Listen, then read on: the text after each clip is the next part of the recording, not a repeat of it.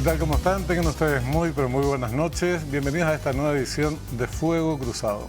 Hoy vamos a hablar de un tema que ocupó bastante espacio en la prensa en los últimos días, que guarda relación con el enriquecimiento meteórico, exponencial, del expresidente Mario Abdo Benítez durante el ejercicio de su presidencia. 329.000 millones de guaraníes es la suma que embolsaron dos de sus empresas al día y Createc, Sociedad Anónima, en el periodo 2018-2023, es decir, a lo largo de su mandato. Esto se desprende de un informe que elaboró la Contraloría General de la República a la luz de la declaración jurada que dejó el entonces presidente Mario Abdo al dejar el cargo. Un enriquecimiento muy, pero muy pronunciado. Estas empresas tenían una participación pequeña en cuanto a contratos anteriormente, y durante su presidencia se dispararon. Entonces es uno de los aspectos que vamos a abordar, y el otro tiene que ver con que el presunto o la presunta evasión impositiva, porque los ingresos elevados fueron a parar a unos fondos que llaman los que entienden de administración fondos de reserva, es decir, para realizar nuevas inversiones. El problema es que estas inversiones no aparecieron con claridad en ningún lado, y además la cuestión de fondo es que en ese renglón en donde se deposita ese dinero, en vez de distribuir entre los socios, no se paga impuestos.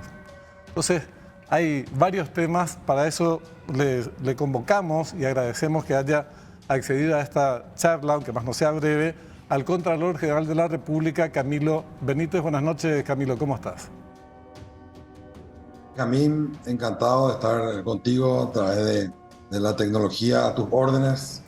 Igualmente, Muchas gracias. igualmente. Vos sabés que algunos tomaron por un lado jocoso o irónico aquellas expresiones tuyas de días atrás acerca de que en Japón, palabras más, palabras menos, no repito textualmente, el presidente tendría que hacerse la harakiri. Sí. Y realmente es un tema que tiene que ver con el honor de las personas y cómo lo recuperan en países, o lo recuperaban por lo menos a lo largo de la historia, en países como el Japón, cuando estaban en entredicho en ese terreno. Y esa era la vía. ¿Por qué usaste la expresión? Para mí fue de verdad un tema muy, muy serio, no para decir suicidate, no es el mensaje, sino la gravedad del problema en el que incurrió el expresidente Mario Abdo, Camilo. No, mira, solo para aclarar el contexto en el cual se dio esa expresión. Sí. Aquí lo que ocurre, y aprovecho palabras que dijiste, el enriquecimiento de Mario Abdo Benítez de 329.000 millones. Sí. En realidad, Mario Abdo Benítez no se enriqueció 329.000 millones. Sus empresas generaron utilidades por 329.000 millones. Sí, sí. Y él no declaró esa ganancia porque no tenía por qué declarar que tuvo esa ganancia, porque la sociedad no repartió utilidades, mandó a reservas operativas.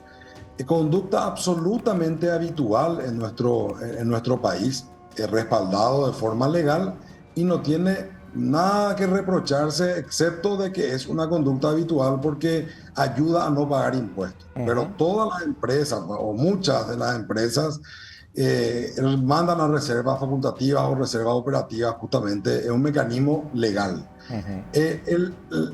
Lo que estábamos comentando es que, como nosotros ya le habíamos hecho al presidente de la República un examen de correspondencia en el periodo donde él fue senador, y ya conocíamos la rentabilidad de sus empresas o el monto de facturación de sus empresas, es que pudimos notar claramente que hubo un crecimiento exponencial en el periodo en el cual él fue presidente de la República.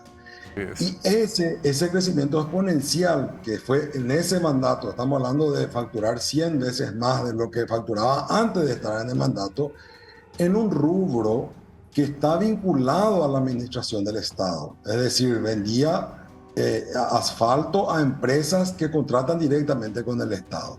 Sí. Y ahí es donde alguien me dijo, pero ¿esa es una ilegalidad o no? Y no es una ilegalidad.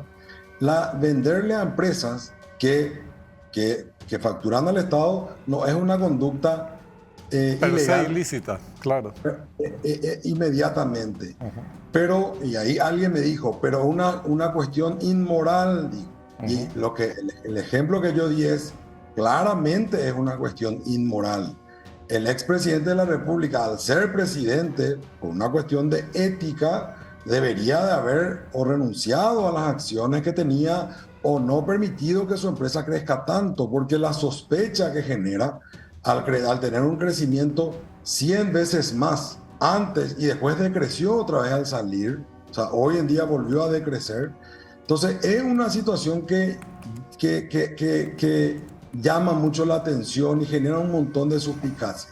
Desde un aspecto moral, decía, si estábamos en otros países, Claro. porque yo este caso suelo comentar en el seno de la Organización Latinoamericana y del Caribe de entidades fiscalizadoras superiores, y todos los contralores me dicen, hasta de países mucho más corruptos que Paraguay, me dicen, esto no puede ser que no esté prohibido por ley, no Claro. puede ser, es alarmante.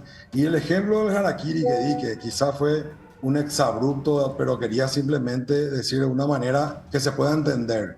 Desde un punto de vista ético, claramente es una inmoralidad gravísima. Es decir, es una conducta inmoral que yo tenga una empresa que coincidentemente con mi administración de poder creció 100 veces su cantidad de facturación. Ahora bien, eso es ilegal, eso es un hecho punible y eso es lo que yo creo que los organismos de control que se encargan de eso, que no es la Contraloría, deben investigar.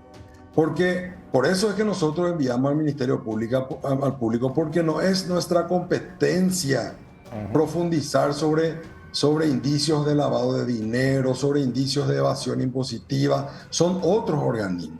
Y no es la Contraloría. Ahora, ¿cómo nosotros cerraríamos el procedimiento sin un análisis exhaustivo de la situación de estas empresas?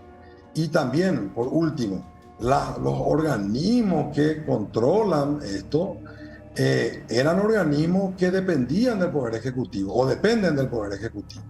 Por eso es que esta es una situación compleja.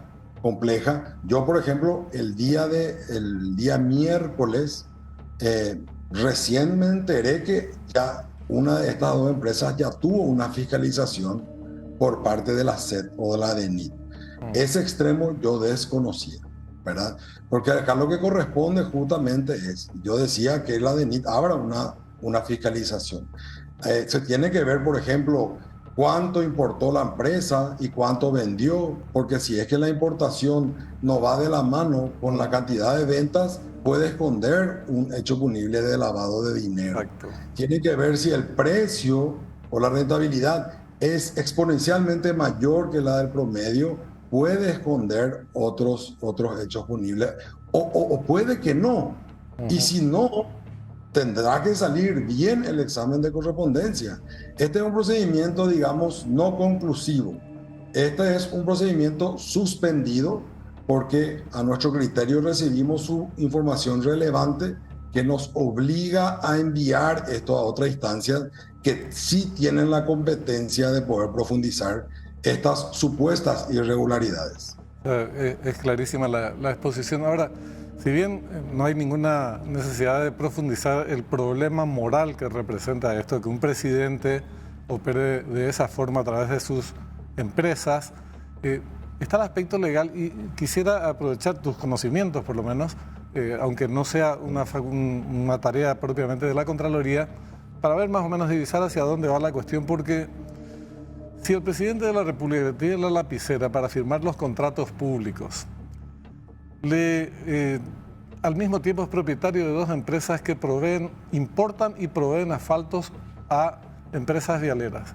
Estas empresas acaparan, monopolizan el negocio de la venta de asfalto a esas empresas, a las empresas que son adjudicadas para desarrollar obras públicas, y aumenta su patrimonio, como vos decís, y sus contratos en 100 veces. Entonces, evidentemente, ahí hay una actitud, hay algo muy, pero muy raro que debe demostrarse por qué ocurrió. porque le sacó a otras empresas del negocio, acaparó, como decía, monopolizó esto y fruto de eso es el crecimiento exponencial de su facturación. Eso, aunque de por sí uno diga no es un ilícito, pero algo raro pasó, Camilo. Y es lo que yo creo que se debe de agotar. Siendo él una altísima autoridad, creo que los organismos de control deben ser mucho más exhaustivos en la fiscalización. No se puede tomar a la ligera esto y cerrar los procedimientos sin analizar todos los contextos. En principio, te diría yo que las normativas que regulan los conflictos de interés, inclusive que establecen las contrataciones del Estado, en principio no prohíben que una persona pueda venderle a otra que sí venda al Estado. Por eso hablamos de un aspecto moral. Sí. Existe en la ley de enriquecimiento indebido, que es la ley que nos rige a nosotros, existe una conducta que se llama administración en provecho propio. Claro. Sí, que puede ser que, bueno, siendo en política su gobierno, agrandar el presupuesto de obras públicas y hacer que eso genere más. De hecho, el gobierno anterior creo que fue uno de los que más ha invertido en obras de infraestructura en la historia, me parece. Sí. Entonces, hay que analizar si esa conducta se subsume al tipo penal. En principio, yo te diría que estrictamente no, porque no es que él es el único que aprueba el presupuesto, aprueba el presupuesto del Congreso. Por eso que hablábamos siempre en principio es una conducta que puede ser inmoral, pero no necesariamente es ilegal. Y acá es donde los organismos deben de ejercer ese control exhaustivo al cual hago referencia. Porque hay que ver si es que esta conducta, que hoy en principio no es más que inmoral, esconde una ilegalidad. Como te decía, ya sea lavado de dinero, evasión impositiva. Eso es lo que se tiene que averiguar. Y si es que sale bien eso, el examen tiene que volver a concluir y puede terminar concluyendo que no hay esta irregularidad. Lo que sí reitero, Benjamín, siendo este caso un caso de una persona tan importante que administró el gobierno central durante 5 años, los organismos encargados de controlar los ilícitos que pueden estar escondidos en este crecimiento deben hacer un trabajo exhaustivo. Y esos organismos, a excepción de la Fiscalía, son organismos que dependen del Poder Ejecutivo. Y esa falta de independencia muchas veces hace que no se haga el trabajo con la legalidad o con la independencia debida. Por eso me parece a mí que es muy importante que se profundice sobre esto, ¿verdad? Y como decía, si hay un delito envuelto dentro de este crecimiento, que se denuncie, y si no hay, que no se denuncie. Pero mal podríamos nosotros concluir nuestro procedimiento sin haber extremado todos estos detalles. Y voy a decir una última cosa que, si me permitís. Sí, cómo no. ¿Por qué? ¿Cuál fue la decisión que a mí me obligó? ¿O cuál es la situación que yo dije, no tengo otra alternativa más que pedir el auxilio del Ministerio Público? Que por casos muy inferiores a nosotros enviamos al Ministerio Público. Por ejemplo, por las rectificaciones. Cuando un funcionario declara una cosa y luego cambia su declaración, que pueden hacerlo, el sistema la habilita, yo envío directamente al Ministerio Público. Hemos enviado miles de casos de personas que cambiaron su declaración. Y esa es una conducta ínfima al lado de lo que es cerrarle un examen de correspondencia a una persona cuya empresa generó utilidades por más de 300.000 millones de guaraníes, claro, y que él es el titular del 90% de las acciones de dichas empresas. Ahora, estas empresas, yo escuchaba a otros directivos, socios minoritarios, debería decir, tienen 25 años en el mercado. Y ese es un excelente punto de partida para justamente reexaminar la cuestión y evaluar la posibilidad de esta figura que vos mencionabas de administración en provecho propio, porque durante 20 años tuvieron una facturación pequeña, modesta, si se quiere, como muchas otras empresas paraguayas. Después que dejó la presidencia Mario Auro, bajó nuevamente a esos niveles más o menos relativos, no elevados de facturación. Pero ¿dónde se produjo el enorme crecimiento? Durante la presidencia de Mariano. Entonces, sí, ahí es donde la cuestión se configura y puede haber una cuestión de carácter legal o ilegal, en este caso, además de inmoral, porque si creció 100 veces durante ese periodo, a diferencia de antes y después, evidentemente hubo algo ilícito o presuntamente ilícito, por lo menos, ¿verdad? O cuanto menos las empresas vialeras sentían muchísimas ganas de poder comprarle a la empresa que era del presidente. Sí, terrible. Y después se les fue la gana. Después se les fue otra vez las ganas, ¿no? Entonces es raro, pero te quería consultar algo más y ya te liberamos, Camilo. Este tema de las reservas operativas. Es un artifugio que utilizan muchas empresas para no pagar impuestos, porque si se distribuyen las ganancias entre los socios hay que pagar impuestos. Entonces, mandemos a fondos operativos, ok. Pero acá hablamos de montos pero muy elevados, ¿verdad? Entonces, se supone que esos montos elevados, si estaban destinados a fondos operativos para, por ejemplo, expandir las empresas, bueno, ¿en qué se invirtió? ¿Dónde están las inversiones realizadas? La trazabilidad famosa del dinero. ¿Dónde está ese dinero de los fondos operativos? Porque si siguen en cuentas corrientes, en cuentas en depósitos de ahorro, qué sé yo, certificados de ahorro, entonces fue una maniobra con el fin explícito de evitar pagar tributos. Entonces, ¿se hace la trazabilidad de ese dinero? Es la pregunta, Camilo. Bueno, en principio responderte lo primero. Sí. Es una conducta una conducta legal y habitual en las empresas, mandar a reserva operativa y digamos, informalmente, quizá para evadir el pago del impuesto a la renta, el impuesto a las utilidades, etc. Pero muchísima gente lo hace, ¿verdad?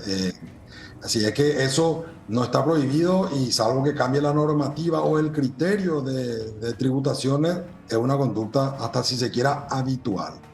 Llama la atención a ser un funcionario público, ¿verdad? Porque normalmente los funcionarios públicos en el 99,9% de los casos tienen un patrimonio súper bajo y llama la atención cualquier cosita. O sea, si una persona compra un auto que está por fuera del rango de su ingreso, ya explota la información. Imagínate que esto era mucho más relevante porque encima era presidente de la República. Ahora, en cuanto al destino, dentro de esta reserva, el 66% son créditos que tiene la empresa. Es decir, ese dinero no está en ninguna cuenta, sino que le deben a la empresa. Y esta es una de las anomalías detectadas por la DENIT, donde dicen que los estados financieros declarados por las empresas no coinciden con lo declarado por las empresas del expresidente.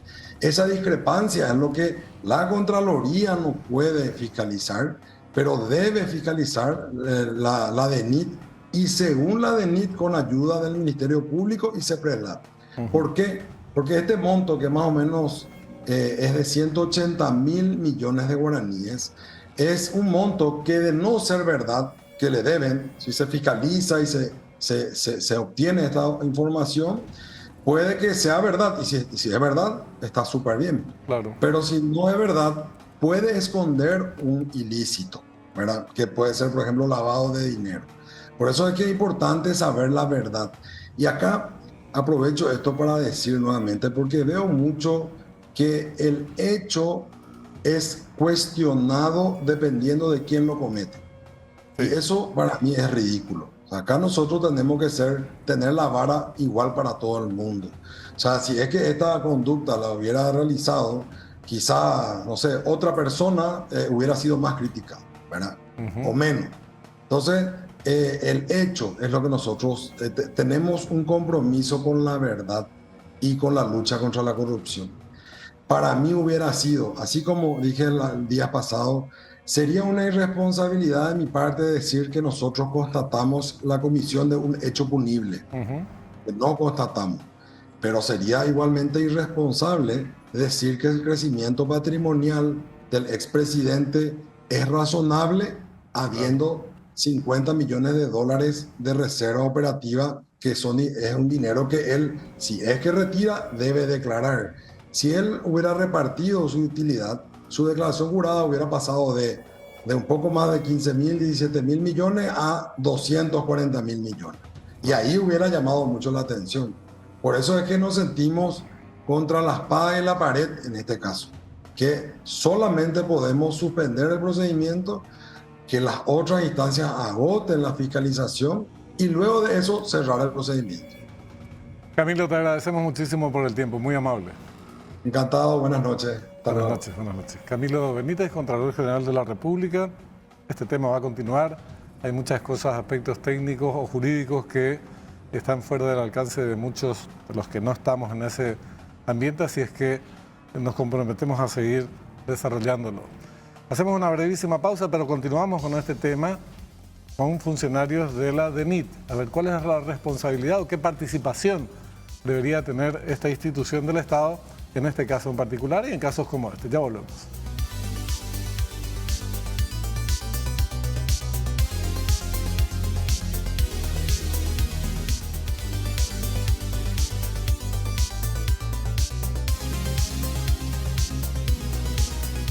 Segundo bloque de Fuego Cruzado, seguimos con este presunto enriquecimiento ilícito. Lo ilícito es presunto, lo de enriquecimiento no, fue meteórico en el caso de Mario Audo Benítez. A lo largo de su mandato, decíamos, 2 empresas en un rubro llamado asfalto, vinculados al tema obras públicas, 329.000 millones de guaraníes. Ni queremos imaginar, porque estos son datos oficiales, los datos no oficiales.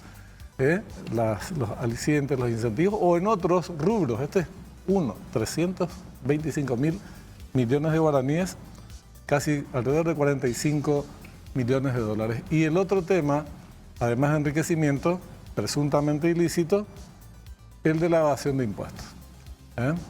¿Cuánto pagó? ¿No pagó? ¿Por qué no pagó? Si es así. Bueno, ahora le convocamos para hablar de esto a Eber Otazú. Él es gerente general de Impuestos Internos de la DENIT, de la Dirección Nacional de Ingresos Tributarios. ¿Qué tal, Eber? ¿Cómo estás? Buenas noches, Benjamín, ¿cómo estás? Un saludo para vos, para toda tu audiencia y bueno, estamos acá para... Muchas gracias, gracias por estar con nosotros. Bueno, pelota tata. Sí. Afecta a un expresidente de la República, entonces es un caso notorio. Hay un informe de la Contraloría, no es una investigación periodística de sectores hostiles, campañas políticas. No, la Contraloría General hizo su informe en base a la declaración jurada del presidente y dijo, en esta declaración no figura esto otro. ¿Qué pasó? ¿Y en qué involucra o en qué parte involucraría a la DENIT en este tema? ¿Qué puedes decirnos al respecto? ¿Cuál es la participación de DENIT en esto? Bueno, mira, Benjamín, nosotros efectivamente en lo que es nuestra competencia, son todo lo relacionado con la materia tributaria. Nosotros, en este caso en particular, recibimos una solicitud, un requerimiento de informes de la Contraloría General de la República. Supongo que conforme a su competencia, en base a eso, estaban haciendo un estudio de correspondencia. En ese marco, entonces, ellos nos solicitan informes del contribuyente y de una empresa del contribuyente. Entonces, lo que la Dirección Nacional de Ingresos Tributarios hace es limitarse a contestar ese informe en cuanto a unos puntos específicos relacionados con las declaraciones, con los ingresos, con las ventas y cosas así. Entonces, lo que hace la DENIT es justamente informar eso a la Contraloría y bueno, posteriormente la Contraloría entiendo que hizo sus análisis y ellos son los que sacan sus conclusiones, sacan sus dictámenes y ese informe es al que todavía no tenemos conocimiento de forma oficial o formal, entonces el que estamos esperando también en su momento. Decime, para entender cómo funcionan las cosas. Yo tengo un ingreso normal de 10 millones, 20 millones de guaraníes, una suma X. Supongamos 10 millones, para hacer una suma así fácil de entender. Y un buen día empiezo a tener ingresos por 1.000 millones de guaraníes.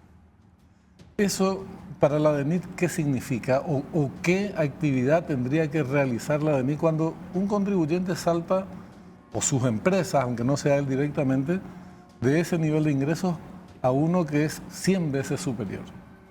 Bueno, mira, Benjamín, eso es un tanto relativo porque imagínate que nosotros tenemos en la gama de los impuestos internos que tenemos en nuestro país, nosotros tenemos el impuesto a las rentas empresariales, que es justamente la conjunción, ahora que se dio con la ley 6.380, de lo que antes era el IRASIS y lo que era el IRAGRO. Hoy en día tenemos el IRE, el impuesto a la renta empresarial, tenemos el impuesto a los dividendos y utilidades, que es por los ingresos que yo puedo obtener como consecuencia de las utilidades que ganó mi empresa, esos que se distribuyen o se pueden o no distribuir al final del cierre de cada ejercicio, y también lo que es lo relacionado con los impuestos al consumo, IVA y el impuesto selectivo al consumo. Entonces, ante una hipótesis como la que me estás planteando, la Dirección Nacional de Ingresos Tributarios, en las áreas pertinentes, puede tomarlo de diferentes maneras. Puede ser algo normal si es que, por ejemplo, se trata de un impuesto a las ganancias de capital, en los que nosotros sabemos que yo puedo vender, tengo un ingreso normal en el que yo declaro todos los meses mi IVA 10 millones, como estás diciendo, pero de repente tengo un ingreso que puede aumentar a 1.000 millones. Entonces, lo primero que podríamos ver en un tiempo, seguramente eso no va a ser inmediato, pero entre los cruces, el sistema informático, los cruces que tenemos automatizados ya en muchos casos, lo que vamos a hacer probablemente es ver el tipo de obligación que se podría haber disparado. Y en ese sentido, como te digo, podría ser ganancias de capital, y si es una ganancia de capital puede ser que yo haya vendido eventualmente o ocasionalmente algún bien que me haya redituado eso, o haber tenido justamente una distribución de utilidades que yo no gano normalmente, pero en un momento dado se puede disparar mis ingresos. Entonces, varias son las casuísticas. Claro, si yo tengo ese ingreso y de repente de un día para el otro tengo un ingreso de 1.000 en el IVA, por ejemplo, el siguiente no tengo, en el siguiente ahora tengo otra vez de 1.000, o así voy incrementando, entonces probablemente los análisis, los cruces que se van a hacer, los controles internos que se van a hacer, van a determinar que hagamos posteriormente algún tipo de requerimiento al contribuyente. Eso es muy normal, diría, dentro de las matrices. Sigamos con el caso de mis 10 millones de guaraníes por mes, que se convirtieron en 1.000 millones, pero yo no declaré los 1.000 millones porque no retiré mis ganancias, no hubo reparto entre los socios, sino fue a parar al fondo operativo, fondo de reserva, ¿verdad? Para inversiones y compañía. Entonces, ¿qué hace de mí en ese caso? Actúa pide informe a las empresas, fiscaliza a las empresas. Tengo entendido que nos mencionaba el Contralor, Camilo Benítez, que hubo alguna fiscalización a una de estas empresas. Entonces, ¿cuál es el papel? En ese caso, te digo, sí, yo no declaro nada, porque no recibí ese dinero, se mantiene en el ámbito de la empresa. ¿Y ahí qué pasa entonces? Claro, más allá de que haya existido o no una fiscalización, sin entrar justamente en el terreno de lo que se puede o no decir, utilizando el ejemplo hipotético que me estás diciendo, Benjamín, cuando hablamos de lo que sería para nosotros el IDU, el impuesto a la distribución de utilidades, que es el caso hipotético que me estás planteando. Retiras tus ganancias, digamos. Exactamente. En ese caso nosotros tenemos dos componentes, diríamos. Por un lado tenemos las empresas, que es la empresa que recibe el ingreso, diríamos, por sus actividades comerciales, más allá de entrar a analizar por qué obtuvo mayores ingresos o no, que realmente no es precisamente la competencia. Nosotros lo que nos interesa es la contingencia tributaria. Nosotros lo que tenemos dentro de nuestra órbita es determinar, o es más bien saber si es que se dio el cumplimiento de la obligación tributaria. Y ahí tenés como ejemplo, tenés lo relacionado con el impuesto a la renta empresarial, como te decía hace un momento. Antes de la ley 6.380, por ejemplo, enviar a reservas las utilidades le permitían, por ejemplo, a los contribuyentes deducir en el marco del impuesto a la renta empresarial. Entonces, encima que nos está distribuyendo, te permitía deducir el IRE. Eso corregimos con la ley 6.380. Te digo corregimos porque en la época del viceministro Fabián Domínguez, cuando era director, el doctor Óscar Orué, actual director nacional, habíamos trabajado en esa reforma, no sé si te acordás, y con esta última ley, eso, por ejemplo, se cambió y se ajustó. Y hoy en día, por ejemplo, si es que se envían a la cuenta de reservas, entonces eso tiene que pagar el impuesto a la renta empresarial. Esa es una primera Tiene que pagar. Claro, tiene que pagar. No se permite deducir. Esa, por ejemplo, es una primera contingencia tributaria que nosotros deberíamos analizar cuando hablamos del IDU, cuando hablamos del IRE, cuando hablamos de los ingresos que puedan tener las empresas, las sociedades anónimas, sociedades de responsabilidad limitada, etc. En cuanto a lo que es ya el otro componente, que es la persona física específicamente, cuando hablamos ahí ya estamos hablando del impuesto a la renta personal, perdón, el impuesto a la distribución de utilidades, perdón, cuando hablamos ya de esa contingencia, tenemos 3 posibilidades que otorga la ley. La ley, ¿qué nos dice? La ley nos dice que, tratándose, por ejemplo, de una sociedad anónima, nos dice que al final, al cierre del ejercicio fiscal, entonces en el plazo de 4 meses, se tiene que llamar a la llamada asamblea general, y en el marco de la asamblea general se decide, ese es el primer estadio, se decide qué se va a hacer con esas utilidades si es que eventualmente la empresa obtuvo utilidades durante ese ejercicio. Entonces, si obtuvo 1.000, la empresa en el marco de su asamblea general, que es por ley, por Código Civil, tiene que hacerlo todos los años, en esa asamblea general tiene que decidir qué es lo que va a hacer con sus utilidades. Correcto. Por un lado, si ahí distribuye, automáticamente se dispara la obligación del IDU y ¿Por cuánto tiempo puede no distribuirse? Bueno, ahí se dan las otras 2 contingencias a las cuales me iba a referir. Una es la distribución, que ya sabemos, tiene que pagar el impuesto. Claro. 8% se le tiene que retener si es una empresa radicada en el territorio nacional, o 15% si es al exterior. Y se pueden dar las otras 2 situaciones. La empresa puede decir capitalizar la totalidad de las utilidades, puede decir capitalizar una parte o no capitalizar. Y ahí vamos a la tercera hipótesis. En el caso de que decidan capitalizar, esa capitalización es la que establece, la que señala la ley, que tiene un plazo para su formalización. Si la Asamblea decide capitalizar la totalidad de sus dividendos, de sus utilidades, entonces tiene un plazo de 12 meses dentro del cual tiene que formalizar esa capitalización. ¿Qué quiere decir eso? La empresa tiene que emitir las acciones, tiene que agrandar su capital social, se tienen que hacer todas las inscripciones ante la abogacía, la Dirección de Personas Jurídicas, ante la ENIT. Entonces se tiene que formalizar eso y en el plazo de 12 meses. Si no se formaliza en esos 12 meses, entonces la Administración Tributaria, la ENIT, considera distribuidos los dividendos. Ya la empresa no puede alegarnos y decirnos, no, pero se me pasó, lo que sea. Entonces nosotros consideramos distribuidos y tienen que pagar el impuesto. Y la tercera hipótesis que puede dar, que es justamente la que me estabas consultando, es lo relacionado con las reservas legales o facultativas, que también están establecidas por la norma, por la ley y por la reglamentación, que es también una de las formas en que se le permite justamente al contribuyente para no distribuir las utilidades. En ese caso en particular, no hay una norma que establezca un plazo determinado dentro del cual se tenga que cumplir un fin, una finalidad. ¿Y puede mantenerse ahí en ese concepto? Podría mantenerse en ese queda concepto. Medio en el limbo ahí. Podría mantenerse en ese concepto, solo que nosotros tenemos la posibilidad, como estamos hablando del impuesto a la renta empresarial, en el régimen general, en el IRE, nosotros tenemos la posibilidad de controlar por año, de alguna u otra manera, a través de sus estados financieros. ¿Por qué? Porque en sus estados financieros, en la cuenta de reservas, o sea, va a figurar justamente que eso se incluyó dentro de una reserva, y nosotros para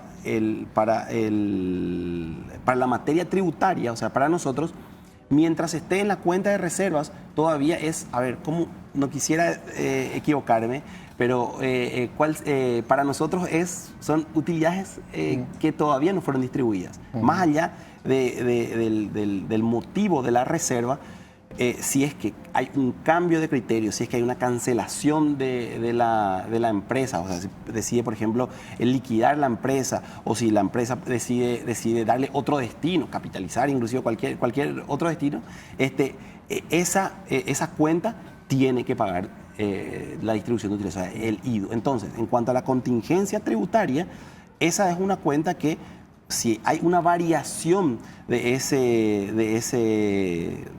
destino de la Junta, de la cuenta, entonces para nosotros tiene que pagar impuestos en algún momento. Y el caso en cuestión, hasta lo que las leyes te permitan informarnos.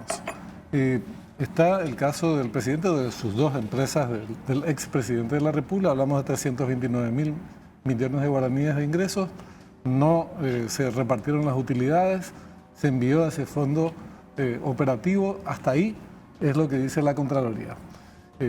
Bueno, a partir de ahí, ¿cuál es la participación de la ADNIT? Primero que nada, Benjamín, te agradezco que me digas hasta dónde se te permiten las leyes. Sí, es la verdad, si no me vas a decir igual, hasta ahí yo puedo. Bueno, en el sonado caso, ¿verdad?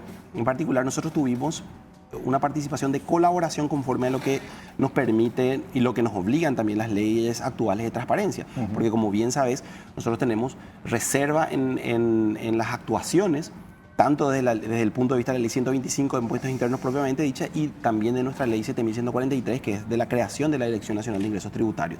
Entonces, un primer estadio, como ya mencionamos, nos solicitan los informes. Caso Contraloría. En este caso particular Contraloría, nosotros damos el informe como insumo, en virtud del cual entiendo que la Contraloría consideró que habían algunas cuestiones que cuanto menos permitían a partir del cual había una vía para presentar al otro órgano competente, que es la Fiscalía. Entonces, en nuestro caso particular, nosotros, como a nosotros solamente nos interesa la materia tributaria, solamente la contingencia tributaria, y dentro de nuestras leyes... Si les pagamos o no les pagamos. Claro. En este caso, las dos empresas mencionadas. Absolutamente, cualquier empresa. Entonces, como a nosotros nos interesa eso en particular, porque nosotros somos el órgano recaudador y eso básicamente es nuestra misión, entonces nosotros, el estadio del día de hoy es que, conforme a los procedimientos que entiendo que se tienen que hacer, se comunica a la Fiscalía y la Fiscalía, que es muy probable, no sé si va a ser así, pero muy probable, si es que la Fiscalía considera que hay algún tipo de contingencia y el órgano competente somos nosotros, a nosotros nos va a comunicar, ya sea una comunicación o como una denuncia propiamente dicha, cualquiera sea el caso, y nosotros ahí formalmente tenemos un insumo para poder ver, analizar el caso, y si es que consideramos pertinente, entonces si creemos que hay alguna contingencia tributaria que debe ser analizada, entonces ahí nosotros vamos a ver si es que amerita algún tipo de control, que podría ser eventualmente algún control interno, fiscalización o no. No digo que va a ser así en este ni en ningún caso, estoy hablando de la generalidad, pero ese sería el camino, ese sería el proceso. Solamente para insistir en algo, yo paso de 10 millones a 1.000 millones en forma sostenida durante 5 años y no te pago impuestos. De NIT, lo siento, te mandé mi fondo operativo. ¿Vos ahí esperás una intervención fiscal o no tendrías que intervenir de oficio para decir, esperá un poquito, está bien, no recibiste? ¿Y dónde está esa plata? ¿Qué pasó con ese dinero? Porque algo, aparte de una ley que habría que ajustar esa, ¿verdad? Porque hay cuestiones, momentos que pareciera que quedan en el limbo, el tema del dinero, de sus obligaciones, de cómo hay que tributar o no. Pero, mientras tanto, ¿qué pasa? Digo, ¿no tendría que intervenir la NIT, en mi caso, para ver dónde están los 1.000 millones de guaraníes? Claro. No. Yo entiendo. ¿Y si pagué o no pagué? Totalmente. Yo entiendo perfectamente tu preocupación y la preocupación también de la ciudadanía. Lo que pasa acá es que... la situación que se da es que, en este caso, el ingreso tuvo la empresa. Entonces, nosotros observamos dentro del marco de la empresa y, de alguna u otra manera, o sea, no digo en este caso en particular, sino en el concierto general de esta clase de situaciones, nosotros observamos la situación de las empresas en particular. Y las empresas en particular es muy común que utilicen esta herramienta. Es una herramienta que pueden burlar con esa herramienta. Claro. No, totalmente. Es muy común que utilicen estas herramientas. Y desde el lado del socio, el socio lo que tiene que hacer, perdón, No te preocupes. la persona física lo que hace, porque cuando hablamos del IDU, cambió de alguna manera con relación a lo que era la ley anterior. En el IDU, la distribución de utilidades actualmente se cobra, por decirlo de alguna manera, o sea, se cumple a través de las retenciones. Entonces, todo es en cabeza, diríamos, de la empresa, ¿verdad? Entonces, la empresa hace la retención, la empresa es la que tiene que pagar la obligación, el impuesto determinado, y la persona física es como que, a ver, mientras no se distribuye, no es todavía un ingreso, diríamos, para la persona física, que es cuando recién se distribuye el IVA. Sí, las utilidades. Ahora, claro, ahora bien, por eso es que, perdón, las reservas facultativas se pueden dar muchas hipótesis, muchas casuísticas se pueden dar. Por ejemplo, el tema de las reservas, si hablamos específicamente de las reservas operativas, sin entrar a hablar del caso en particular, pero si hablamos de las reservas operativas, estas tienen muchas circunstancias, muchas situaciones que se pueden dar en el marco de las mismas. Yo, por ejemplo, imagínate, Benjamín, yo, por ejemplo, tengo una empresa y en el ejercicio, en el último ejercicio, en el 2023, yo ingresé 1.000 con mi empresa. Yo tuve eso de utilidades desde el 1 de enero hasta el 31 de diciembre. Pero ¿qué ocurre? Si yo tengo, por ejemplo, utilidades en reservas operativas, esas mismas utilidades que yo obtengo durante ese ejercicio, probablemente las voy a estar utilizando también durante ese periodo. Y probablemente, no digo que sea el caso, no lo digo, y probablemente al cierre del ejercicio, esa empresa mía no tenga en la práctica no tenga los 1.000 millones, pero probablemente voy a tener en mercaderías que en un futuro o en unos años yo voy a liquidarlas y encima debería obtener otra vez una rentabilidad y cosas así. Entonces, se pueden dar varias casuísticas cuando hablamos del tema de las reservas. Me parece que no, voy a suspender, no voy a retirar más mis 1.000 millones, voy a dejar la empresa y le voy a decir... Después hablamos, ¿eh? Sí. Después hablamos porque todavía voy a facturar dentro de 15 años, tengo que comprar esto. No, vamos a seguir hablando de él porque hay aspectos, como decíamos en el bloque anterior, técnicos que resultan difíciles de comprender, pero como se trata de un tema muy sensible y además involucra nada menos que a un expresidente de la República, es necesario que las cosas sean muy claras. Dentro de lo que ustedes puedan informar, es decir, nosotros vamos a actuar en este terreno. Y ¿saben qué? No les podemos informar. El resultado de la investigación remitiremos a la Fiscalía o a quien corresponda. Pero eso tiene que ser muy claro, porque si no genera suspicacias. Porque el común de los mortales te dice, pero a mí me fusilan cada vez que tengo que informar sobre $1.000. Imagínate 329.000 millones de guaraníes, o sea, 45 millones de dólares. ¿Por qué conmigo son tan rigurosos y con personas tan poderosas no? ¿Verdad? Entonces es importante que se vayan aclarando las cosas de manera que te queremos comprometer para seguir charlando de esto. Por favor, Benjamín, mira, primero que nada, el agradecido en este soy yo, somos nosotros, ¿verdad? De la Dirección Nacional de Ingresos Tributarios. Vos le conocés a nuestro director, Oscar Arroyo, que tiene un carácter fuerte y que siempre está con eso. Lo único que te puedo garantizar es que desde nuestra institución hemos obrado así en este caso y en todos los casos en particular, y nosotros hemos prestado la colaboración, vamos a seguir prestando la colaboración y cuando tengamos oficialmente los informes vamos a hacer lo que debemos hacer. Y lo que debemos hacer es justamente ver si existe alguna contingencia tributaria y si se tiene que realizar algún tipo de acción que permita eso, determinar alguna denuncia fiscal, etcétera. Que no te quepa la menor duda que si es que existen méritos para eso, lo vamos a hacer. Muchísimas gracias, Ever. No, por favor, Benjamín, un gusto. Nosotros hacemos una breve pausa, enseguida volvemos con un tema que causa mucha preocupación, todas las miradas del mundo se dirigen hacia Venezuela, que es el tema que vamos a abordar enseguida. Ya volvemos.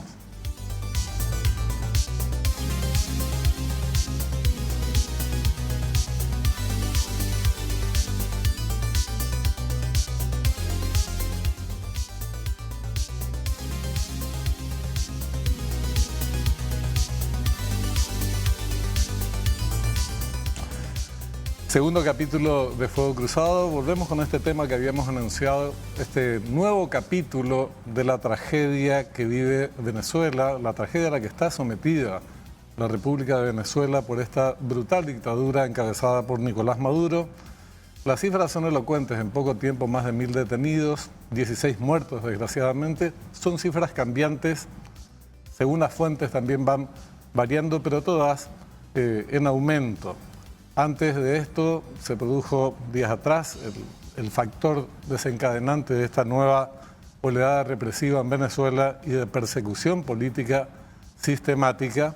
Son las elecciones que tuvieron lugar el domingo de la semana pasada y en la que muchos actores políticos, tanto locales como internacionales, denunciaron un fraude de carácter monumental. Muy grandes las diferencias a favor de las candidaturas de la oposición o del candidato de la oposición frente a Nicolás Maduro. Hablamos del señor Edmundo González. Bueno, esta situación sigue abierta, una crisis muy profunda la que se vive en Venezuela y lógicamente las miradas del mundo están puestas sobre este país. Para hablar del tema estamos con el ex canciller Eladio Loizaga. ¿Qué tal, Eladio? ¿Cómo estás? Buenas noches, mi querido amigo, y estoy agradecido por esta invitación a los efectos de poder atender tus consultas y poder intercambiar un poco de opinión, Benjamín, con respecto a la tragedia, si así podemos llamar, que hoy está viviendo el pueblo venezolano frente a unas elecciones que han generado enormes dudas sobre el resultado y por sobre todo los procesos el día de las elecciones y poselecciones. Normalmente... Sí, pero justamente, Eladio, sobre el tema preelectoral. No sé por qué, yo me preguntaba al aire, y hablando con otros compañeros de trabajo, ¿por qué se cifraron tantas expectativas en estas elecciones? No en cuanto al resultado, sino al reconocimiento que supuestamente se iba a someter el gobierno de Maduro, conociendo los antecedentes justamente. Los antecedentes apuntaban en otra dirección. Entonces, ¿por qué se esperaba que un resultado electoral adverso para el régimen fuera reconocido por esto? Bueno, yo creo que la población en sí, la población venezolana, que es el primer interesado y afectado en todo lo que hoy está sucediendo, tuvo esperanza.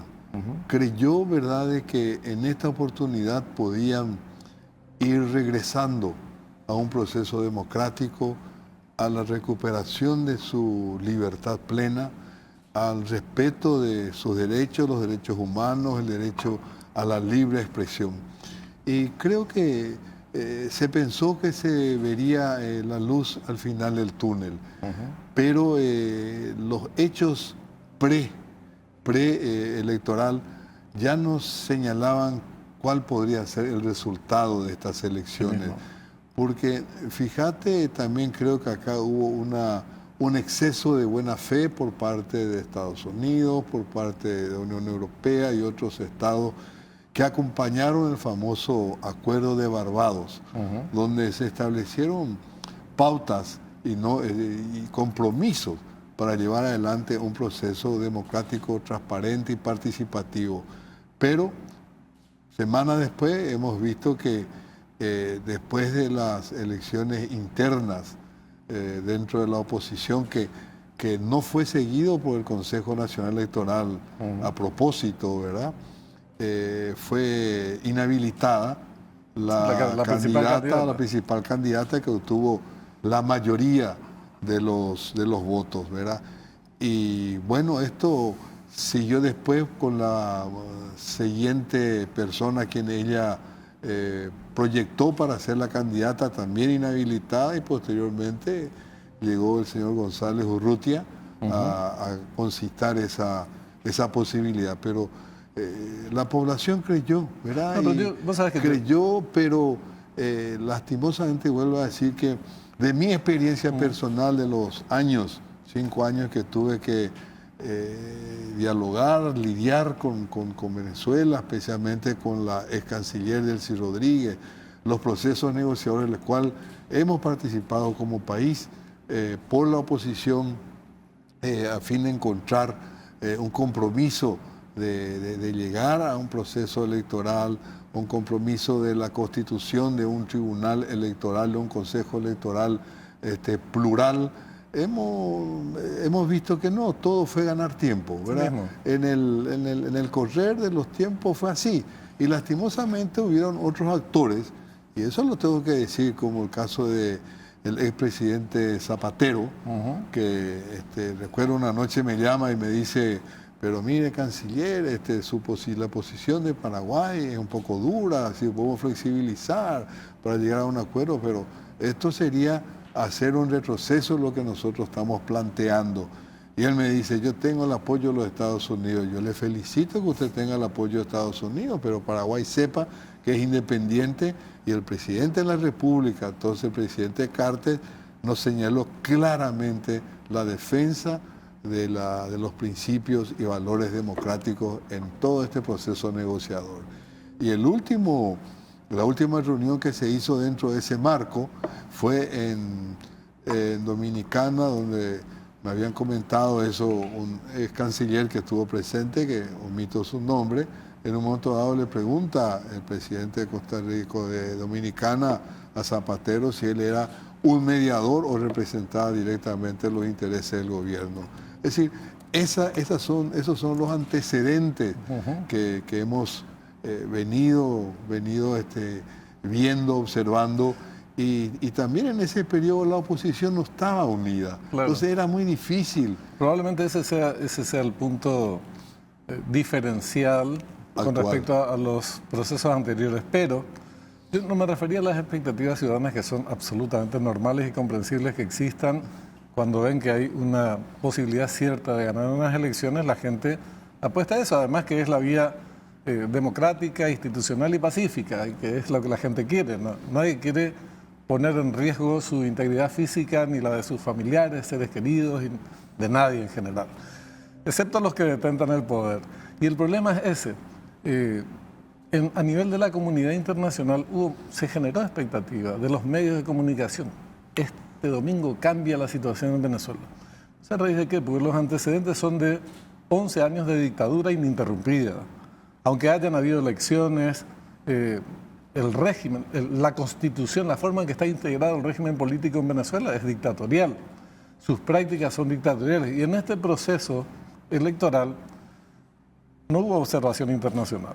Por lo menos las grandes instituciones que normalmente realizan las tareas de observación no realizaron. Se proscribió, como vos decías, a la principal candidata de la oposición. Y el Consejo Nacional Electoral es administrado íntegramente por el régimen de Maduro. Entonces, la situación era altamente desfavorable en cuanto al reconocimiento o no de las elecciones según el resultado que se produjera. Y se produjo algo adverso y nos reconoció que era lo previsible. O sea, las dictaduras no se retiran de la escena política, no abandonan el poder político por esta vía, no tenemos antecedentes. El único antecedente es Pinochet en circunstancias muy especiales en otro momento histórico. Eso es duro, pero es la realidad.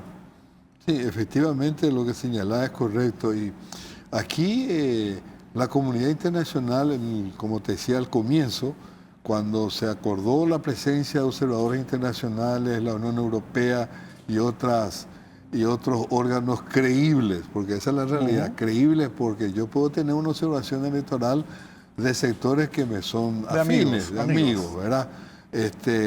Pero en este caso teníamos la Unión Europea, el Centro Carter, que fue invitado por ellos mismos, después fueron desconocidos. Fíjate que algunos de sus amigos, como el caso de Fernández, le dijeron: no, tú no te vienes. Incluso a Brasil, ¿verdad?, que iban a ir parlamentarios, tampoco le dejaron entrar. En fin, y es ahí donde efectivamente el sistema democrático, para consolidarse, tiene que tener órganos electorales independientes. Y en este caso de Venezuela, ese órgano electoral está cooptado. En un sistema democrático, porque por ahí tenés un órgano electoral más o menos independiente, tiene que ser una dictadura. En un sistema democrático, exactamente. Y bueno, y si tenés, que es lo que se había solicitado, en el acuerdo de Barbados y las anteriores reuniones de que el órgano electoral sea plural. Pero, sin embargo, es un órgano que responde única y exclusivamente al gobierno. Hay una cooptación. ¿Cómo ves la posición de la comunidad internacional frente a la crisis? Porque inicialmente hubo un repudio generalizado, o un cuestionamiento abierto, reclamo de que se presenten las actas, acompañaron una auditoría independiente. Después hubo cambios y realineamientos por parte de Brasil, Colombia, México. Eso se expresó en la última reunión del Consejo de la OEA, y no pudo siquiera pronunciarse a raíz de eso la OEA frente a la crisis de Venezuela. ¿Qué está pasando a nivel de la comunidad internacional y hasta dónde puede llegar su gestión? Bueno, yo te quiero señalar primero que muchas veces la gente piensa que la OEA es el secretario general. No es el secretario general. Él es un alto funcionario, tiene ciertas iniciativas políticas que están enmarcadas en la propia carta de la OEA, en la propia carta democrática que nos hemos adherido todos los Estados miembros. Venezuela, hay que decir que en el 2017 presenta su retiro y en el 2019 se hace efectivo. Sí, la comunidad internacional y los países que votaron por la resolución en la OEA, lo que estaban pidiendo es que se presenten las actas, que se den los resultados mesa por mesa como suceden en otros procesos. Con las críticas que pueda tener nuestro proceso o nuestro sistema electoral, yo me siento contento y reconozco el trabajo que hace. Después de haber estado como 7 veces como jefe de misión de la OEA en procesos electorales y reconocido por los propios órganos con quien he tenido que conversar. Fíjate que en este proceso electoral no se ha pasado ningún tipo de información de la transmisión de datos, sino tranquilamente a la 1 de la noche se comunica y punto, ¿verdad? Eso ya es de por sí una falta de transparencia en faltando todo el proceso. Faltando el 20% del cómputo según ellos mismos, ¿verdad? Y hasta hoy no han podido presentar por ciudades o por localidades los resultados como en nuestro país sucede. Ahí, a medida que van llegando los resultados de Concepción, Encarnación y la Pucú, lo que sea, se va cargando. Y eso hay que reconocer un poco y tenemos que preservar ese sistema en nuestro país. ¿Y qué espera la comunidad internacional? Alguna reacción, pero que yo soy muy pesimista. No creo, fíjate, cómo es posible que van a pasar una semana y hasta hoy todavía no se pone sobre la mesa por parte del Consejo Electoral las actas, los resultados. Incluso los 3 presidentes en su comunicado han pedido que se publiquen las actas y los resultados por mesa, ¿verdad? Claro. Creo que es una ventana que se abrió y vamos a ver si responde o no y de qué forma. Ahora, Maduro dice, ¿de qué forma vamos a exponer el 100% de las actas? Vos podés exponer cualquier cosa. Lo hubiese hecho ya. El tema es, después de todos los antecedentes, veamos la validez de esas actas mismo. Y contrastemos con la demás documentación que tiene que haber a nivel electoral, a nivel de los apoderados, allá tienen otros nombres. Entonces, el problema es que testigos, no solamente no da buenas señales, sino al revés. El régimen de Maduro redobla la apuesta y a los reclamos internacionales le expulsa 7 representaciones diplomáticas de territorio venezolano. Recrudece la represión. El bárbaro que tiene como número 2, el presidente es el bárbaro número 1. El bárbaro número 2, Diosdado Cabello, una amenaza. Lanza una amenaza, pero de patotero, de no sé de qué nivel, diciendo no habrá clemencia ni perdón. Se está refiriendo a los líderes opositores. Se esconden como ratas, pero los vamos a agarrar, los vamos a joder. Esas son las partes que yo subrayé por lo menos en su declaración de 2 minutos. Así es. Salvaje. Entonces, mientras se les reclama que obren de manera transparente, ellos van en sentido contrario y aumentan los niveles de represión. Por eso te decía, y la comunidad internacional medio que se empieza a dividir frente a esta, a nivel regional por lo menos. Brasil, México, Colombia se van hacia otro lado o están en una posición ahí dubitativa y el resto sí tiene una posición más clara. Yo pienso también decir como señalás, aquí están expuestos a una gran responsabilidad los tres países, ¿verdad? Por lo que ellos mismos señalan en su comunicado que dice claramente, aquí lo tengo, resaltar, dice, que se lleva a cabo una verificación integral de los resultados en presencia de organización de observación independiente para garantizar la transparencia, ¿verdad? Entonces, mesa por mesa ellos están pidiendo que se dé a conocer, pero te vuelvo a repetir, el domingo fueron las elecciones, hoy estamos a viernes. Hasta hoy todavía no se han dado a conocimiento ningún tipo de información de las actas ni resultados de mesa por parte del Consejo Nacional Electoral. Tampoco se da parte, generalmente... Y si se da, difícilmente se expongan o se abran a una auditoría o controles por el estilo. Yo fui jefe en Guatemala, ¿verdad? Guatemala fue lo contrario, fue muy lo contrario, pero allí al final se permitieron la revisión de las actas, estaban las misiones de observación electoral, la gente de la Unión Europea y la OEA, estábamos viendo esa revisión de actas, estaba la oposición, acá no permiten nada. Es que esa es la diferencia entre una democracia de muy baja calidad como la de Guatemala, casi en vísperas de la interrupción del proceso democrático, y ustedes jugaron un papel crucial, con una dictadura pura y dura que ya tiene un cuarto de siglo. Entonces, ahí hay una diferencia muy grande. Una última consulta, Eladio. ¿Cuál crees, no cuál deseas, cuál crees que es la perspectiva, por lo menos de corto plazo, para Venezuela? Mira, yo creo que no encuentro cuál será la salida de porque el régimen está empacado en su posición. Aquí nosotros ganamos, punto. El que se manifiesta en contra es un terrorista. Y desde luego que hoy ya están juzgados todos los que están presos por terrorismo, por protestar. Desde luego que habrán infiltrados que aprovechan la situación, que siempre lo hay, ¿verdad? Pero la reacción yo creo que de alguna manera va a llegar, pero siempre hablamos de sanciones, ¿verdad? Que al final, a la larga, el perjudicado es la población en general, ¿verdad? Pero aquí yo quiero saber cómo va a reaccionar Colombia cuando tenga ese desplazamiento de vuelta masivamente. Brasil, 2.800.000 ya lo tiene en este momento. Brasil, ahí en Roraima, en el norte, que ya tuvieron problemas cuando 500.000 venezolanos ingresaron. Ahora va a ser mayor porque la situación va a ser más dura, más difícil, más controlada de lo que hasta hoy es, ¿verdad? Sí mismo. Y aspiramos que la racionalidad, no creo que pueda verse en ello, ¿verdad? Pero la ONU puede jugar un papel importante también. El secretario general ha hecho declaraciones en el mismo sentido, de abrirlas, de permitir la revisión de actas, comparar, porque las actas es el instrumento probatorio de unas elecciones, porque lleva a la oposición, lleva el oficialismo, se queda en el archivo del Consejo Nacional Electoral, pero no quieren exponerse a eso.